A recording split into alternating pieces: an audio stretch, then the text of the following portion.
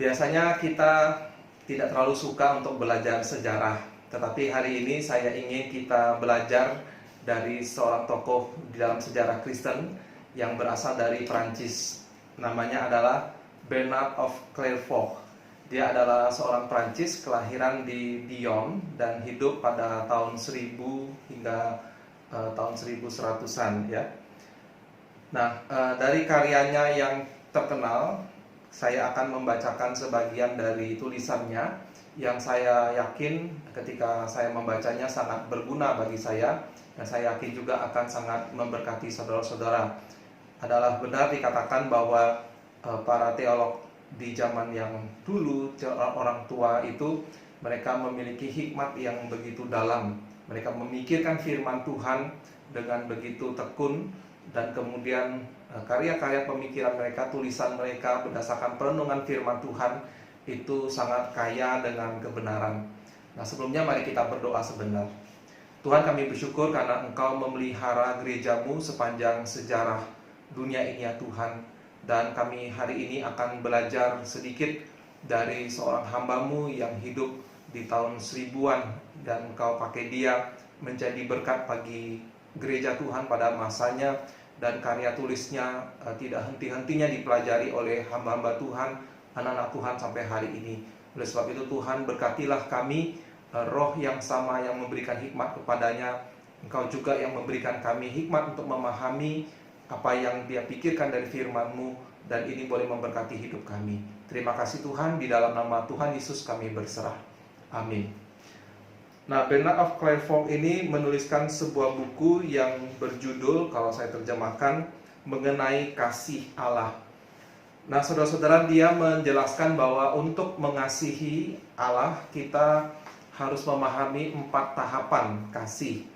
Ya, saya bacakan beberapa paragraf dari tulisan beliau.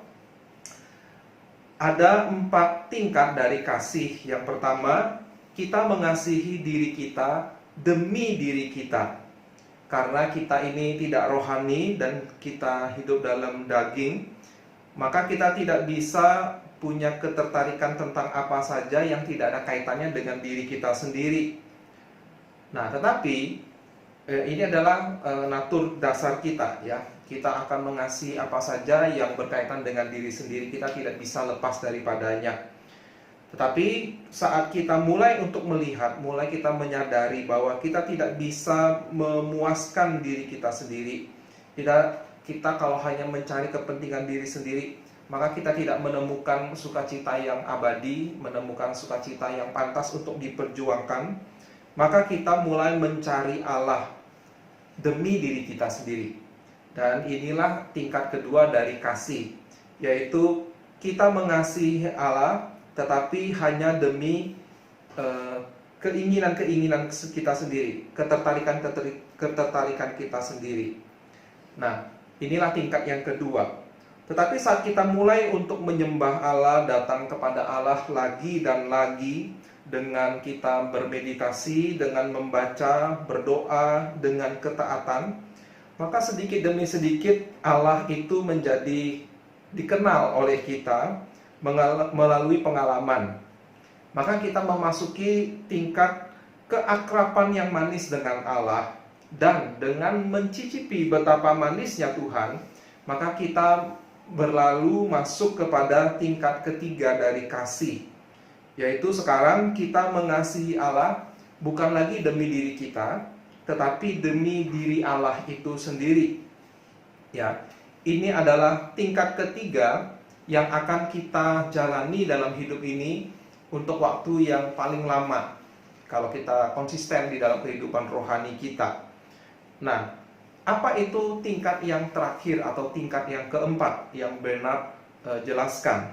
Ya, yaitu kita mengasihi diri demi Allah. Beliau sendiri mengatakan bahwa terberkatilah orang yang mengalami tingkat kasih yang seperti ini, di mana kita mengasihi diri sendiri demi Allah. Ya, pengalaman ini begitu langka dan hanya terjadi pada momen-momen tertentu, kalaupun terjadi. Ya, dia mengatakan bahwa dia sendiri tidak begitu yakin Apakah tingkat kasih yang keempat ini, di mana kita mengasihi diri sendiri hanya demi Allah, itu bisa kita capai dengan sempurna di dalam kehidupan ini? Ya, seperti apakah ini? Dia menggambarkan kondisi ini adalah di mana kita melepaskan diri sendiri, seolah-olah kita tidak ada, dan kita mengosongkan diri kita sendiri. Ya. Nah, pada waktu kita mengalami itu, maka sewaktu kita kembali kepada kehidupan yang sehari-hari, kembali kepada dunia ini, maka kita merasakan ada kesedihan, ya, ada satu kekecewaan. Saat kita kembali kepada kenyataan hidup kita, bagaimana diri kita yang sehari-hari biasanya kita mengalami penderitaan, ya, kita kembali kepada keadaan fana kita, di mana kita dipanggil untuk hidup.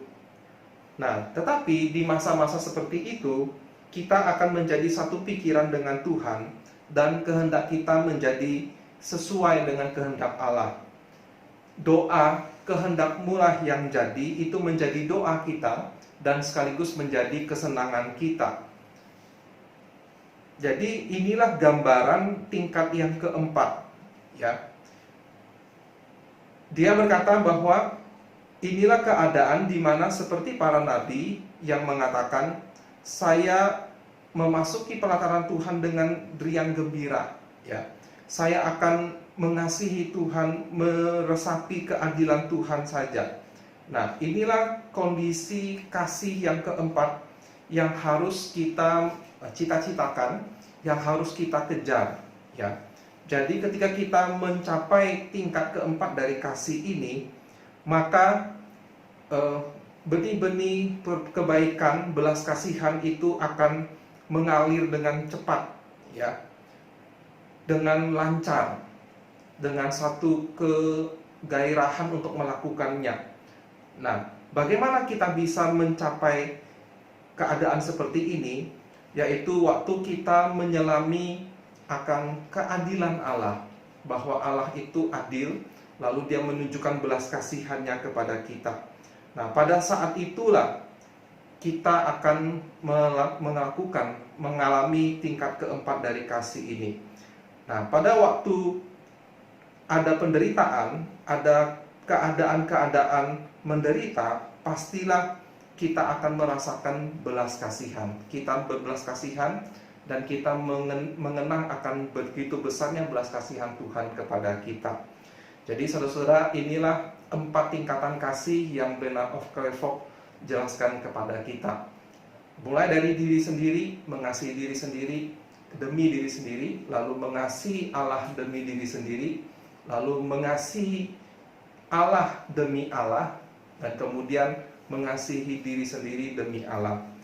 Nah, saudara-saudara bisa membaca Mazmur 139 untuk menemukan bahwa prinsip ini memang sesuai dengan firman Tuhan. Saudara-saudara bisa membaca Mazmur 139 dan Anda menemukan bahwa diri dengan Allah itu begitu dekat, begitu menyatunya antara satu pribadi manusia yang fana, tetapi Tuhan panggil, Tuhan erat dengan dia, yang menjadi satu, seperti yang Tuhan Yesus katakan, yang Tuhan Yesus rindukan, bahwa kita semua umat pilihan Tuhan pada suatu hari kelak akan satu dengan Yesus, sama seperti Bapa dan Yesus adalah satu.